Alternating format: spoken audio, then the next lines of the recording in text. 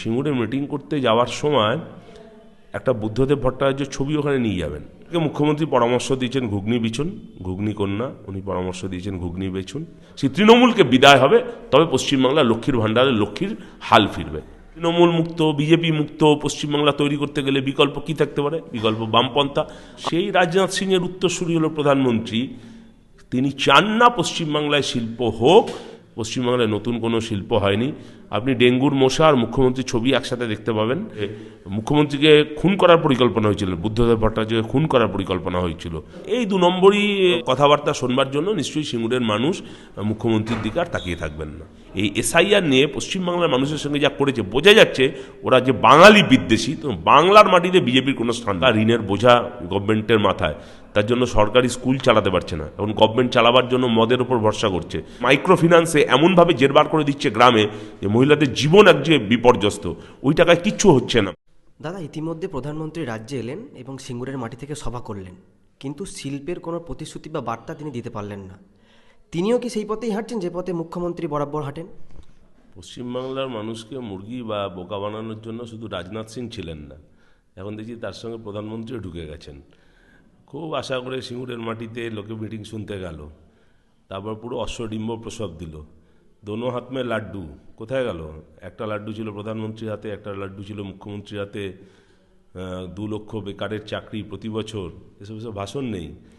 এখন দাঁড়িয়ে অন্যান্য গল্প করে অনুপ্রবেশ, রোহিঙ্গা তার মধ্যে দিয়েই রয়ে গেলেন।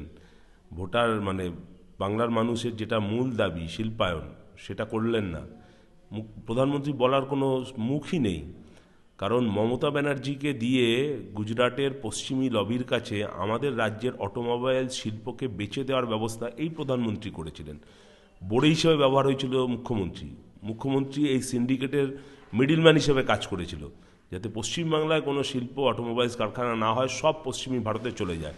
আর সেই পশ্চিমী ভারতের গুজরাটি ব্যবসায়ী যারা প্রধানমন্ত্রীকে পুষে রাখে, তারা রাজ্যের মুখ্যমন্ত্রীর ইলেকশনের ফান্ডিং করেছিল।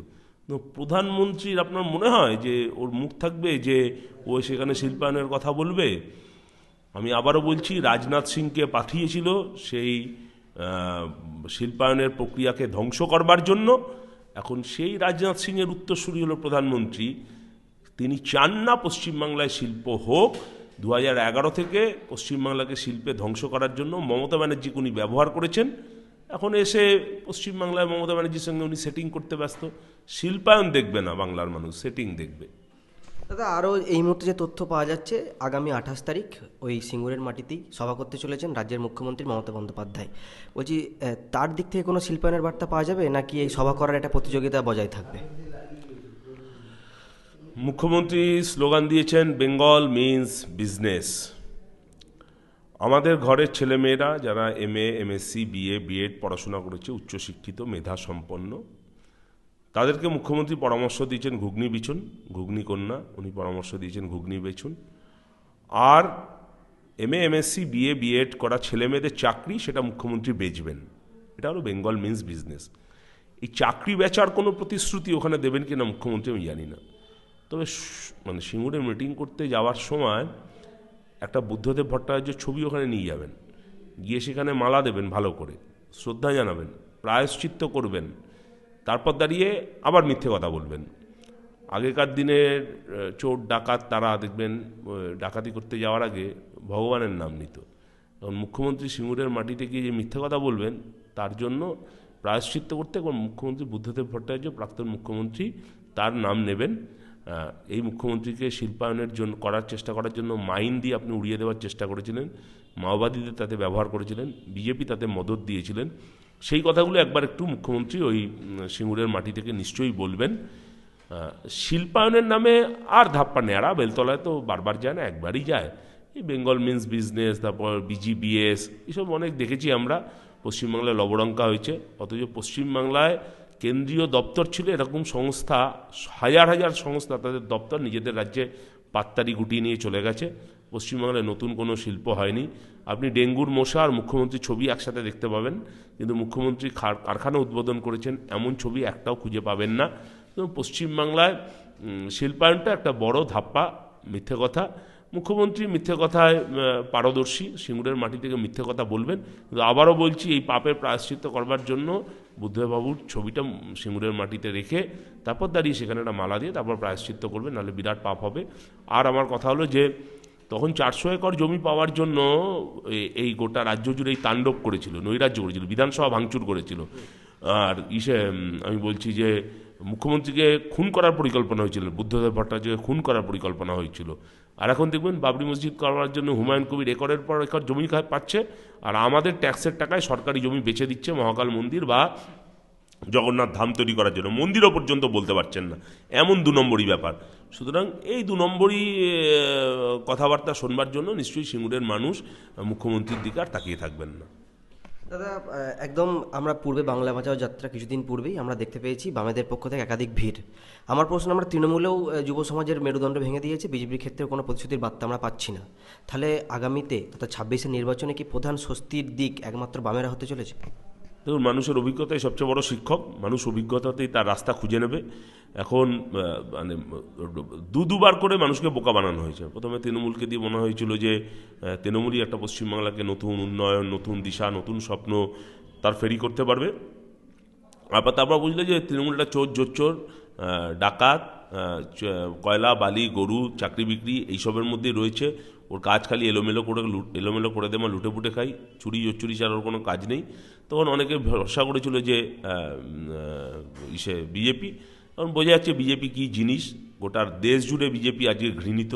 পশ্চিমবাংলার মানুষের সঙ্গে শুধু এসআইআর ভোটার লিস্ট নিয়ে যা অসভ্যতা করছে বিজেপি, এমনি জ্যোতিবাবু অসভ্য বর্বর বলেনি।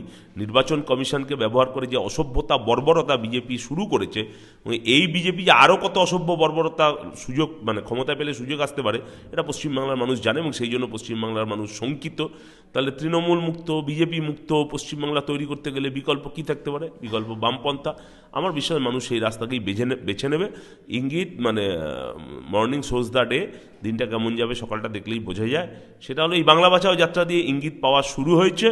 আর তৃণমূলের সভাগুলো যেভাবে ফ্লপ হচ্ছে, বিজেপির সভাগুলো যেভাবে ফ্লপ হচ্ছে, প্রধানমন্ত্রী এসেও বিজেপির নেতাদের ভোকাল টনিক দিতে পারছে না, সবটা মিলিয়ে একমাত্র বিকল্প হলো বামপন্থার পুনর্জাগরণের মধ্যে দিয়েই নতুন পশ্চিমবাংলা আমরা তৈরি করব। বামপন্থীরা তার জন্য জান কবুল লড়াই করছে।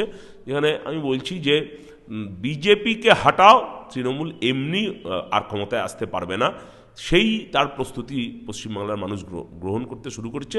এবং বিজেপি আরও এক্সপোজ হয়ে গেছে এই এসআইআর নিয়ে। পশ্চিমবাংলার মানুষের সঙ্গে যা করেছে বোঝা যাচ্ছে ওরা যে বাঙালি বিদ্বেষী। তো বাংলার মাটিতে বিজেপির কোনো স্থান নেই। আবারও বলছি, বিজেপি হাঁটলে তৃণমূলের কোনো অস্তিত্ব নেই। একদম আমার শেষ প্রশ্ন, লক্ষ্মীর ভাণ্ডার সরকারি প্রকল্প, কিন্তু পূর্ব মেদিনীপুরে যে তথ্য সামনে আসছে যে তৃণমূল না করার জন্য নাকি লক্ষ্মী ভাণ্ডার 6 মাস ধরে পাচ্ছে না ওখানকার স্থানীয় মেয়েরা। আমার প্রশ্ন, তৃণমূল না করলে কি লক্ষ্মী ভাণ্ডার পাওয়া সম্ভব নয় সরকারি প্রকল্প?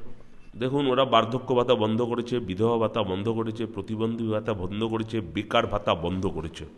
গভর্নমেন্টটা এখন দেউলিয়া, গভর্নমেন্টের টাকা নেই, গভর্নমেন্টের ফান্ড উঠে গেছে, গভর্নমেন্ট এখন মানে পঙ্গু হয়ে গেছে। 7.5 লক্ষ কোটি টাকা ঋণের বোঝা গভর্নমেন্টের মাথায়। তার জন্য সরকারি স্কুল চালাতে পারছে না। এখন গভর্নমেন্ট চালাবার জন্য মদের উপর ভরসা করছে। মাতাল পড়ে গেলে তাকে তোলার কেউ থাকে না। পশ্চিমবাংলার অর্থনীতিটা মাতালরা তুলে দাঁড় করিয়ে রেখেছে। 8,000 স্কুল বন্ধ হয়, তার মধ্যে 65% প্রাইমারি স্কুল, আর 22,000 মদের দোকান চালু হয়। এই দিয়ে গভর্নমেন্ট বেশি দিন চলবে না, দেউলিয়া গভর্নমেন্ট হয়ে গেছে। বাকি সমস্ত প্রকল্পগুলো বন্ধ করেছে, যেটুকু আছে সেগুলো থেকেও জেদা চুরি করছে। এই লক্ষ্মীর ভাণ্ডারের মতন প্রকল্প, আমি বলছি যে এই কিছুদিন আগে অভিষেক ব্যানার্জি গিয়ে উত্তরবঙ্গে আলিপুরদুয়ারে গিয়ে বললো এখানে বিজেপির নাকি সব এমপি এমএলএ, আমরা তো লক্ষ্মীর ভাণ্ডার বন্ধ করিনি। অভিষেক ব্যানার্জি কথাটা যেটা বলেছে ঠিক বলেছে। আমরাও বলছি তৃণমূল গভর্নমেন্ট থেকে সরে যাবে, লক্ষ্মীর ভাণ্ডার বন্ধ হবে না, বরঞ্চ এই টাকা চলবে এবং আরও অনেক বেশি টাকা দেওয়া হবে। যেমন কেরালায় প্রতিটা মহিলা 10,000 টাকা করে পায়, আর এখানকার মহিলাদের মাইক্রো ফিন্যান্সে এমনভাবে জেরবার করে দিচ্ছে গ্রামে যে মহিলাদের জীবন এক যে বিপর্যস্ত, ওই টাকায় কিচ্ছু হচ্ছে না। লক্ষ্মীর ভাণ্ডার মা বোনেরা পাচ্ছে, অথচ সেই টাকাটাই ডিয়ার লটারিতে বহু জায়গায় উড়ে যাচ্ছে। আমরা এরকম ব্যবস্থা চাই না। লক্ষ্মীর ভাণ্ডারের মধ্যে দিয়ে, এই ধরনের প্রকল্পের মধ্যে দিয়ে মহিলাদের আরও অর্থনৈতিকভাবে আমরা স্বনির্ভর করে তুলব। কিন্তু পশ্চিমবাংলার অর্থনীতিকে এই তৃণমূল যেভাবে দেউলিয়া করে দিয়েছে, সেই দেউলিয়া জায়গা থেকে পশ্চিমবাংলায় অর্থনীতিকে আমরা ফিরিয়ে দেবো। আবারও বলছি, এই যে তৃণমূল বন্ধ করে দিল লক্ষ্মীর ভাণ্ডার, ওই কয়েকটা জায়গায় বলছেন, এটা কি কারুর বাপের টাকা নাকি? পয়সা হ্যাঁ হামারা আপকা নেই কিসি কা বাপ কা। এটা ট্যাক্সের টাকা, এটা জনগণের টাকা, এটা জনগণের সরকারের টাকা। তাই সরকারি এই প্রকল্পের সুযোগ পাওয়ার অধিকার সব মানুষের আছে। এইটা যে তৃণমূল করছে, এটা তৃণমূল রাজনৈতিক প্রতিহিংসা থেকে করছে। কিন্তু আবারও বলছি, তৃণমূল গভর্নমেন্ট যেভাবে দেউলিয়া, ওদের কিছু নেতারা করে কমবে খেয়েছে, ওদের নেতাদের আঙুল ফুলে কলা গাছ হয়েছে, কিন্তু গভর্নমেন্টটাকে ওরা দেউলিয়া করে দিয়ে গেছে। এই ধরনের প্রকল্প আর চলবে না। তাই এখন যদি এই ধরনের প্রকল্পগুলোকে বাঁচিয়ে রাখতে হয় এবং এর টাকা যদি বাড়াতে হয়, তাহলে আগে তৃণমূলের গভর্নমেন্টটাকে সরাতে হবে, সেই তৃণমূলকে বিদায় হবে, তবে পশ্চিমবাংলা লক্ষ্মীর ভাণ্ডারের লক্ষ্মীর হাল ফিরবে।